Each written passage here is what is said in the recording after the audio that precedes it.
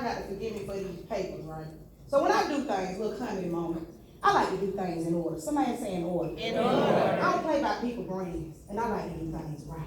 We're gonna have some order and make it happen. All right. So our second storyteller is my beautiful soror, Miss Amber Jones. Okay. Amber Tiffany Jones King is a proud Macon native, the founder of Amber T. Jones and Associates, a business consulting firm focused on government contracting and technology contracting for artificial intelligence. She is a board member of the Macon Black Culture, I know that's right, and a member of the Macon Alumni Chapter of Delta Sigma Theta. Y'all welcome Amber.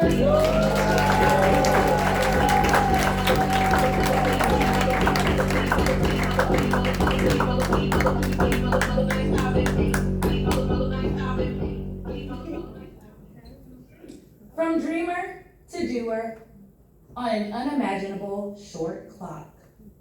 It was November 15th, 2015, right here on Poplar Street in my apartment. It was 4:44 a.m. I woke up, that was a Monday. On Tuesday, Wednesday, Thursday, Friday, Saturday, and Sunday at 4:44 a.m. I woke up. At first, I thought it was the Christmas lights. If you know, you know.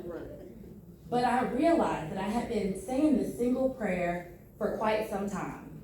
And it was, have thine own way, Lord. Make me and mold me after thine will. Basically, that's the gist of it. Like, direct my path, Lord, I need some help. That's right. In my dreams at night, I had been thinking of this one time with my mother. I was very young, and she had said, girl, you have the ability to convince anybody to do anything, and when you grow up, you need to be a lawyer. I was so against it. I was like, I don't want to be a lawyer, probably because she said I need to be one. So I went down the gamut of a million things. At the time, I had just finished being a journalist at WGXA, and I had started working in marketing, but I wanted to do something more meaningful to advocate for people. So these dreams kept happening, and I decided, okay, this means I'm going to law school, but I'm going this year. So I called my parents up and I asked them, I said, hey, I got this dream. I want to be a doer, not a dreamer, and I want to do it on this really short clock. So my mom and dad were like, well, what do you need? I said, I need a study course, but I'm broke, and the study courses cost money. So December 15th, I started a study course, and on February the 15th, I took the LSAT. I'll give you some information, right? 5% of lawyers are Black.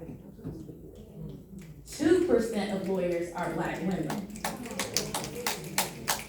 So, with that being said, I ran into all the obstacles of why that is true.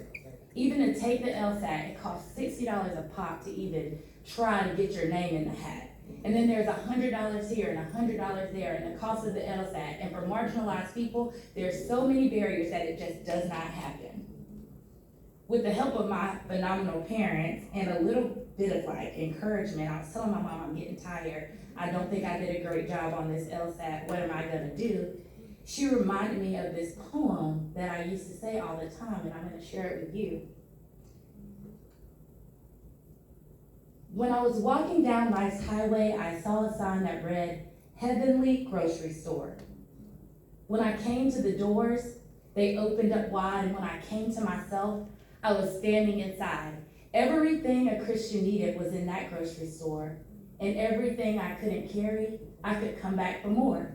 I got a box or two of wisdom and a bag or two of faith, and I couldn't miss the Holy Ghost. It was all over the place. Real quick, I grabbed some wisdom to help me run the race. I went up to the cash register. I said, how much do I owe? The cashier smiled at me and said, my child, Jesus paid your bill a long time ago. Let's move forward to March 15th. I got an email from Mercer Law School, my first choice. I had packed my bags, I packed up my apartment, moved back to North Macon with my parents. I was just like, we're gonna get the ball rolling. I'm going to law school out of this.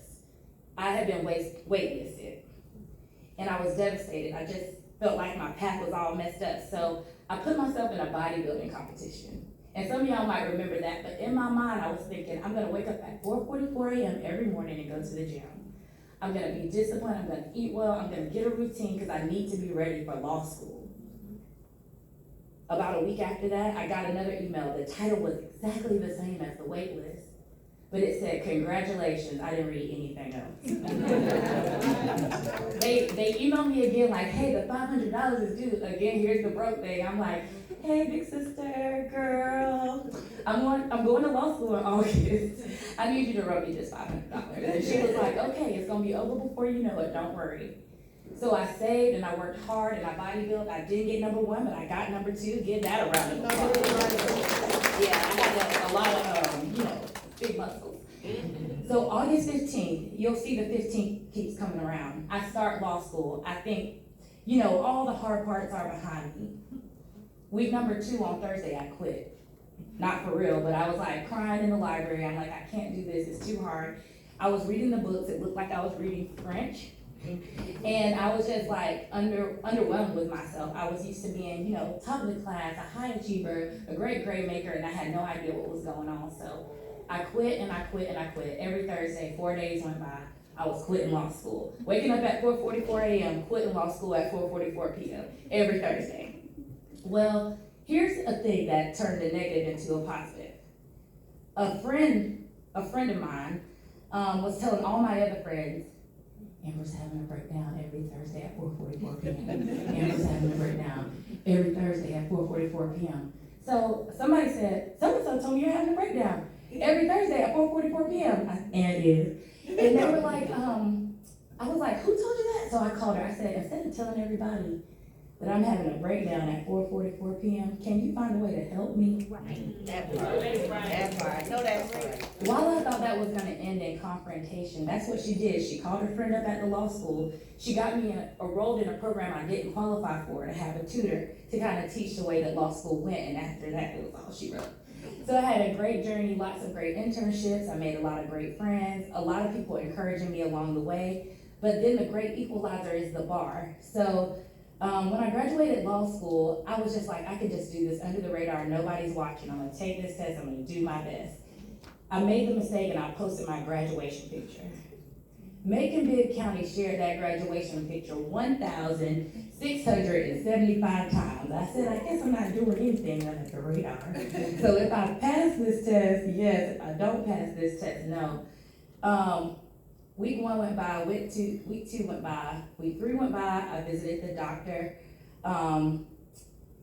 43% more likely for a black woman to have a miscarriage than a white woman to have a miscarriage. I missed a week of studying, right? I missed a week of studying. So for the 8 weeks I was supposed to have to study, I had 7. So I decided, I was like, I'm gonna go in and take the test, but I missed a whole week of studying. It's not gonna happen, but to God be the glory.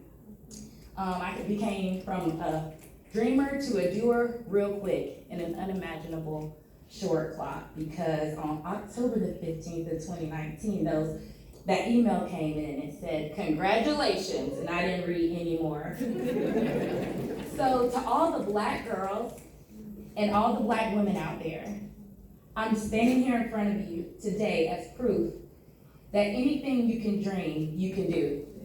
With the help of God, your family, and your hard work ethic.